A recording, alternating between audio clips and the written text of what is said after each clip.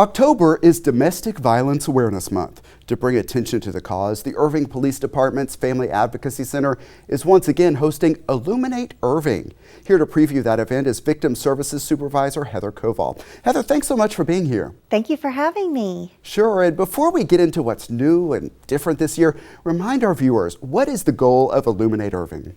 The goal of Illuminate Irving is to bring awareness to domestic violence in our community. It's also to recognize and honor those who have suffered through the atrocity of domestic violence and remember those who have died as a result of domestic violence. I think it's important for all of us to take time and recognize that these things do happen in our community to people that we know and love.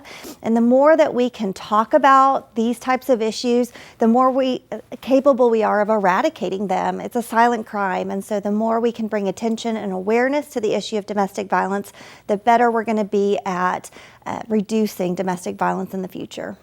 Certainly a serious cause, and we have some video from past years that shows some lanterns. What is the story on those lanterns?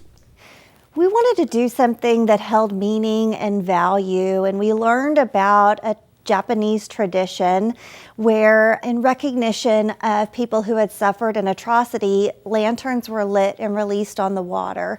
And we just thought that that was so meaningful and so significant. And we met with some of our partners here in the city of Irving about if it would be respectful and appropriate for us to do something similar in honor of victims of domestic violence. And they were overjoyed that we had interest in using that type of ceremony to recognize victims and survivors of domestic violence. So it is a tradition that we did not come up with on our own, but it really is a beautiful and meaningful ceremony.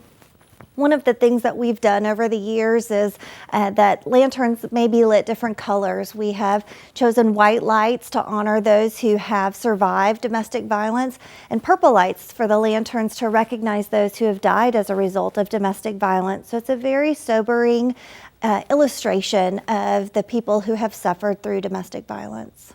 Yeah, that video is always compelling to see, and I mentioned there are some changes this year. One of those is the location. Tell me about that, and what else is new this time around?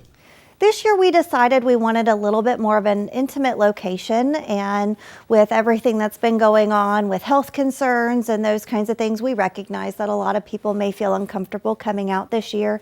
But part of the reason we chose Millennium Park for our ceremony is, number one, it's a beautiful location, but Millennium Park is a great location because at this site, individuals will be able to release the lantern themselves onto the water. We think it's really important for people to be able to do that action on their own, and at our other location we weren't able to do that due to the level of the water. So we're really excited to do it at Millennium Park this year. It's a beautiful location, and primarily that victims will be able to release the lanterns themselves.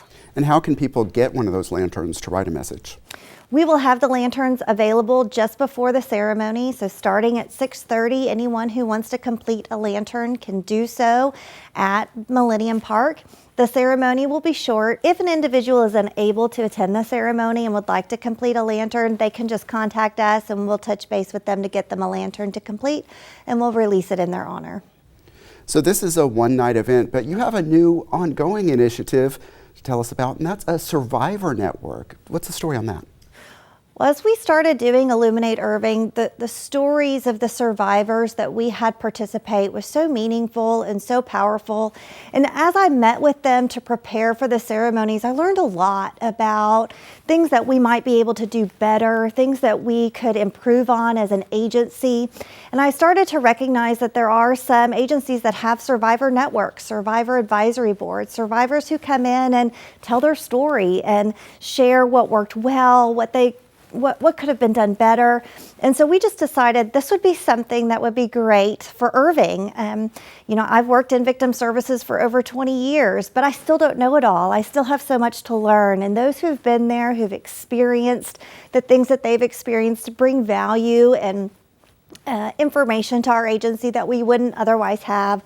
So that survivor network started just a little over a year ago, And part of what they do is, they've toured our building and told us what in our building we can improve, how we can improve services, what things that are going on out in the world impact us directly. And so they've been a great support and resource for us, and just the information that they have to contribute is so valuable and will guide and lead the direction of our programs for the future.